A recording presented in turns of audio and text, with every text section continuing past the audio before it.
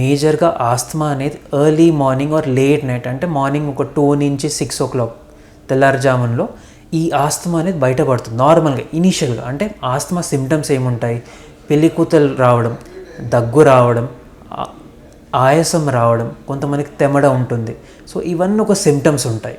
Next వచ్చేసి ఎవరికైతే exercise induced asthma అంటారు, అంటే పిల్లలు కానివ్వండి, పెద్దవాళ్ళు కానివ్వండి, ఎప్పుడైనా ఎక్కువ వాకింగ్ చేయడం కానీ, ఆడడం కానీ, స్పోర్ట్స్ కానివ్వండి, ఏదైనా స్ట్రెస్లో ఉండి బ్రీతింగ్ ఎక్కువ చేయడం వల్ల లంగ్స్ అనేది కొంచెం ఎఫెక్ట్ అవుతాయి.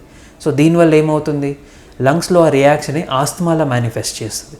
థర్డ్ కేటగిరీ వచ్చేసి అలర్జిక్ ఆస్తమా అంటారు. అంటే కొంతమందికి డస్ట్ ఎలర్జీ ఉండొచ్చు, ఫుడ్ ఎలర్జీ ఉండొచ్చు, పాలెన్ ఎలర్జీ ఉండొచ్చు, ఫంగస్ ద్వారా కూడా ఎలర్జీ ఉండొచ్చు. సో ఇలాంటప్పుడు ఏమవుతుందంటే ఆస్తమా మేనిఫెస్ట్ అవుతుంది. ఫోర్త్, ఎవరికైతే ఆస్తమా టెండెన్సీ ఉన్నది, అంటే ఆస్తమా బయటపడలేదు, వాళ్ళల్లో ఇన్ కేస్ ఇన్ఫెక్షన్స్ రెగ్యులర్గా అవుతున్నాయి.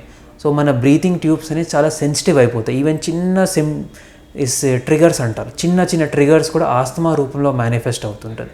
ఫైనల్గా వచ్చేసి ఎన్వైర్మెంటల్ ఫ్యాక్టర్స్, ఏదైనా స్ట్రాంగ్ స్మెల్ ఉండనివ్వండి, స్ట్రాంగ్ స్మోక్ ఉండనివ్వండి, సో ఇలాంటి టైంలో బ్రీతింగ్ చేసాం ఆస్తమా అనేది బయటపడుతుంది.